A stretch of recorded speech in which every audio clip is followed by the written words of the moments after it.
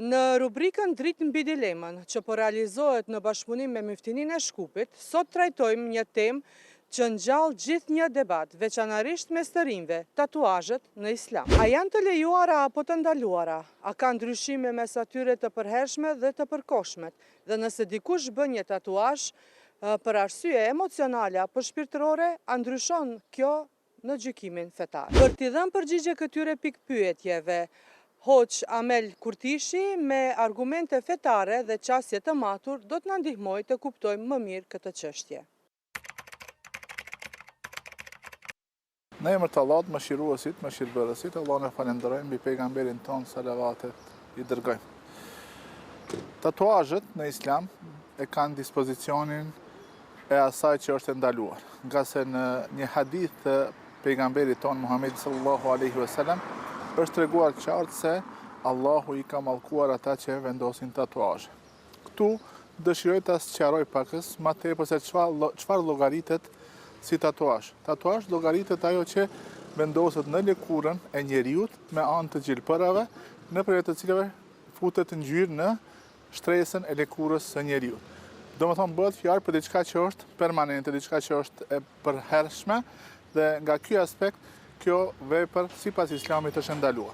Ne dimi se historia e tatuazheve është një histori e lashtë. Flitet diku se para 4000 viteve para erës sonë ka qenë i njohur tatuazhi, ka qenë si shenjë e pozitës apo posti që e ka mbajtur dikush, ka qenë shenjë e zbukurimit, ka qenë po ashtu mjet për të mbrojtur nga shpirtrat e ligë që ata i kanë besuar në atë kohë. Me ardhmën e Islamit, dispozita e tatuazheve në Islam është diçka e ndaluar.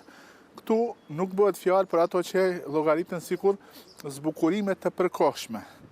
Ato lejohen në dispozitat e Islamit dhe bëhet fjalë për diçka që është zbukurim me anë të ngjyrave tjera, të cilat nuk deportojnë në thellësinë e lëkurës dhe nuk kanë ndonjë mesazh jo të mirë, sikurse për shembull nëse ka ndonjë mesazh i cili aludon në idhujtari apo diçka tjetër që është ndaluar.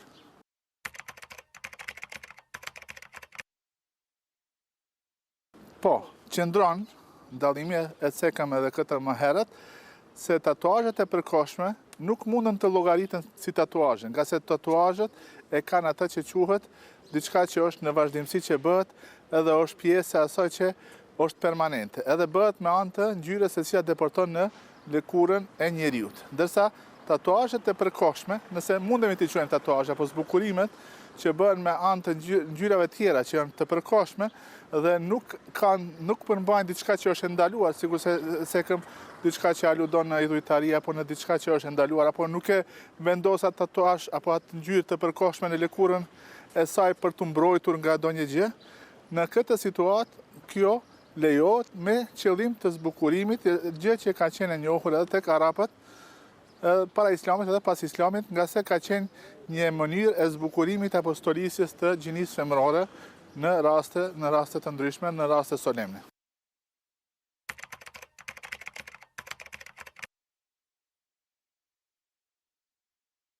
Kjo është një çështje shumë e rëndësishme. Ne shpesh kur flasim me njerëzit që kanë tatuazhe, ata i arsyetojnë këto tatuazhe me ndonjë moment nga jeta e tyre, me ndonjë kuptim shpirtëror që e përmbajnë apo me ndonjë emocion. Kjo, sipas dispozitave të Islamit, nuk e bën të lejuar atë që është ndaluar.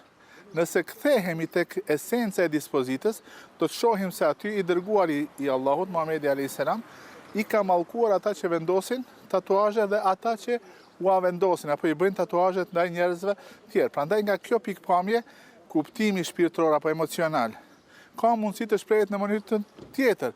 Nëse ne kemi ndonjë emocion të veçantë apo ndonjë kuptim shpirtëror që na kemi rëndësi për neve, ka mënyra tjera se si ne kemi mundësi ta shënojmë atë moment apo ta shprehim dashurinë apo ndaj respekt ndaj ndokujt që e kemi. Për shembull, nëse kemi emocion ndaj ndonjë personit, nuk është e thënë apo nuk është as pak ndoshta edhe arsyeshme që ne të vendosim tatuazh në lëkurën tonë, ndërsa kemi mundësi tjera që ta shprehim emocionin që e kemi dhe respektin që e kemi. Për shembull,